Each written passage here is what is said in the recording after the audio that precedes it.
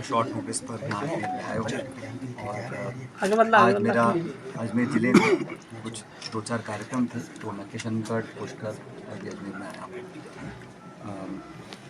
सबसे पहले तो जो परिणाम आए हैं विधानसभा चुनाव के, उसमें जहाँ तक हरियाणा की बात है, मैं समझता हूँ कि सारे अनुमान, सारी उम्मीद, सारे सर्वे, सारा फीडबैक जिस दिशा में संकेत करता था, उसके अनुरूप परिणाम नहीं आए हैं। और हरियाणा में जो लगभग पूरे देश में इस बात को सब सर्वसम्मति से मानते थे कि वहाँ अच्छे बहुमत के साथ हम सरकार बनाएंगे, और जब परिणामों की गिनती चालू हो रही थी मतगणना की, तब रुझान एक तरह के थे। अचानक रुझान बदले और उसके बाद लगातार भाजपा को बढ़त मिली है। इस सिलसिले में अखिल भारतीय कांग्रेस कमेटी ने कल निर्वाचन आयोग में कुछ ज्ञापन दिए हैं 15-20 सीटों पे, जहां पर उनको आशंका थी कि उम्मीदवारों को संतुष्टि नहीं है मतगणना की प्रक्रिया से, तो उसका निराकरण निर्वाचन आयोग करेगा। कुछ लिखित कंप्लेन एआईसीसी ने भी दी हैं, वो तो है निर्वाचन आयोग का और हमारे कैंडिडेट्स का जो संवाद और एआईसीसी ने किया है। लेकिन ये बात सच है कि उम्मीद से बिल्कुल विपरीत वहाँ परिणाम आए। मैं समझता हूँ सभी लोग बोलते थे, मानते थे कि वहाँ पे 10 साल से जो सरकार थी उससे ना तो जनता खुश थी और ना शायद भाजपा खुश होगी, क्योंकि तभी 9 साल के बाद उन्होंने खट्टर साहब को वहाँ हटाया और एक नए मुख्यमंत्री को बनाया। अगर 9 साल का कार्यकाल इतना बढ़िया था, इतनी अच्छी गवर्नेंस थी हरियाणा सरकार की, तो कोई ज़रूरत नहीं थी मुख्यमंत्री बदलने की। मुख्यमंत्री बदले इसलिए गए क्योंकि वहाँ पे असंतोष था, गवर्नेंस हो नहीं रही थी, किसान नौजवान सब परेशान थे। और वहाँ पर कांग्रेस पार्टी ने जो कैंपेन किया, जिस ताकत से हम लोग चुनाव लड़े, उसके अनुरूप परिणाम नहीं आए।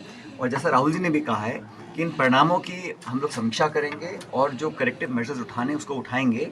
फीडबैक हम लोग ले रहे हैं हमारे प्रभारी, हमारे प्रदेश के नेताओं से, और हम उचित कार्रवाई करेंगे। जम्मू कश्मीर के अंदर जो हमारा गठबंधन था इंडिया अलायंस का, वहाँ पर स्पष्ट बहुमत के साथ हमारी सरकार बनने जा रही है, इंडिया अलायंस की, एनसी कांग्रेस की। तो वो वहाँ पर भी परिसीमन किया गया, तमाम तरह की अड़चनें लगाई गई, छोटे छोटे दलों से पर्दे के पीछे से चुनाव लड़वाया गया, ताकि जो हमारी कश्मीर प्रोविंस की जो वोटें थी उन वोट का बंटवारा हो।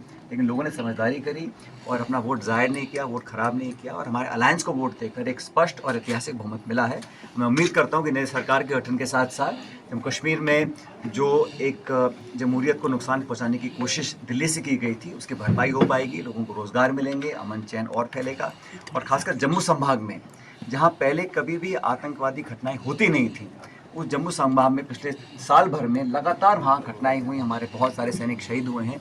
उस पर भी नई सरकार बनने के बाद अंकुश लगेगा और एक नई शुरुआत उस जम्मू कश्मीर में होगी। और मैं उम्मीद करता हूँ कि जल्द से जल्द जम्मू कश्मीर का जो स्टेटहुड था, जो छीन कर उसको यूटी बनाया गया था, केंद्र सरकार ने भी कहा है कि हम उसको करेंगे। मैं उम्मीद करता हूँ कि स्टेटहुड बहुत जल्द जम्मू कश्मीर के लोगों को मिल पाएगा।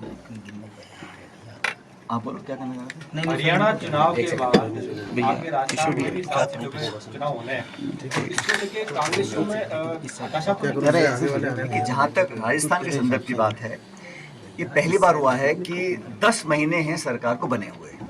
इन 10 महीनों में आम चुनाव भी हो गए, लेकिन जिस प्रकार का सरकार का निर्माण हुआ था, जब भी जनता सरकार बनाती है कुछ उम्मीदों के साथ बनाती है। दुर्भाग्यवश राजस्थान के अंदर सब कुछ चरमरा गया है, लॉ एंड ऑर्डर कोलैप्स हो रखा है, अफसरशाही हावी है, सत्ता के अनेकों केंद्र बन गए हैं, मंत्री इस्तीफा दे के बैठे 3 महीने से, पता नहीं कि वो मंत्री हैं कि नहीं हैं, मुख्यमंत्री जी अपना काम करने में उनको छूट नहीं मिल रही है, और सत्ता संगठन के अंदर सत्ता कुछ बोलती है, संगठन कुछ बोलता है।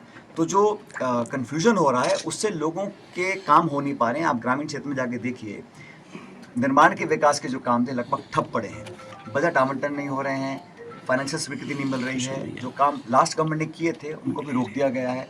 सबसे बड़ी बात यह है कि 10 महीने में इतनी जल्दी कोई सरकार अपना इकबाल खो दे, पहली बार मैंने देखा है, क्योंकि यहाँ पर भी पूर्ण बहुमत की सरकार है और जो सरकार बनने के बाद लोगों को उम्मीद थी किसी सूरत में पूरा नहीं कर पा रहे हैं, चाहे नौजवान हो, चाहे किसान वर्ग हो, चाहे खुद की उनकी बजट घोषणाएं हों, और हर तरफ सरकार फेल हो रही है। और इसलिए हो रही है क्योंकि खिंचाव बहुत ज़्यादा है सरकार के अंदर, और जो उनका गवर्नेंस स्ट्रक्चर है उसका खामियाजा जो है वो जनता को उठाना पड़ रहा है।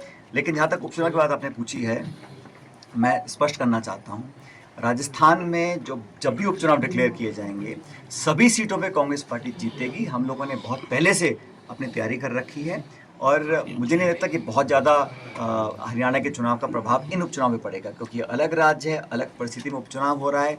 और लोकसभा चुनाव के अंदर जहां पिछले चुनाव लगातार हम लोग सीट नहीं जीत पाए थे, इस बार हम 11 जगह भाजपा को हमने पराजित किया है। इसलिए उपचुनाव में अधिकांश सीटें हमारे पास थी और मैं समझता हूँ 7 सीटों पर चुनाव होगा उपचुनाव। सभी सीटों पे कांग्रेस मजबूती से लड़ेगी और जीतेगी, ये मैं आपको विश्वास कर सकता हूँ। इसका हरियाणा का चुनाव का महाराष्ट्र इलेक्शन देखिए ऐसा है, ये जो चर्चाएं हैं ये हमारे विरोधी दल करते हैं, लेकिन समझना पड़ेगा कि देश भर में भारतीय जनता पार्टी ने जो 10 साल का शासन किया है, ऐसा नहीं हम मान सकते हैं कि एक चुनाव के, आप मत भूलिए हरियाणा के अंदर कांग्रेस पार्टी को लगभग 40% वोट मिला है और लगभग इतना ही भाजपा को मिला है। लेकिन वहाँ क्या परिस्थितियाँ रहीं, क्या समीकरण बने, कुछ आगे पीछे हुआ, लेकिन वोट शेयर कांग्रेस पार्टी का बढ़ा है और मैं समझता हूँ जितना वोट भाजपा को मिला है कहीं उतना ही हम लोगों को मिला है, तो हमारा वोट शेयर बढ़ा है। ऐसा नहीं है कि वहाँ पे कांग्रेस का वोट घटा है, लेकिन इसका कोई नकारात्मक प्रभाव पड़ेगा बाकी राज्यों में, ऐसा नहीं मानता हूँ, क्योंकि महाराष्ट्र में हमारा एक मजबूत गठबंधन पहले से है, झारखंड में हमारा मजबूत गठबंधन है। लेकिन कांग्रेस पार्टी को जहाँ पर भी जो कोर्स करेक्शन करना है उसको हम लोग करेंगे, लेकिन मुद्दे हमारा नेतृत्व, हमारा चुनाव जो जिस जज्बे से हम लड़ते हैं कार्यकर्ताओं के दम पर, वो लगातार करते रहेंगे। कल ही आपने देखा होगा दिल्ली में हम लोगों ने अपनी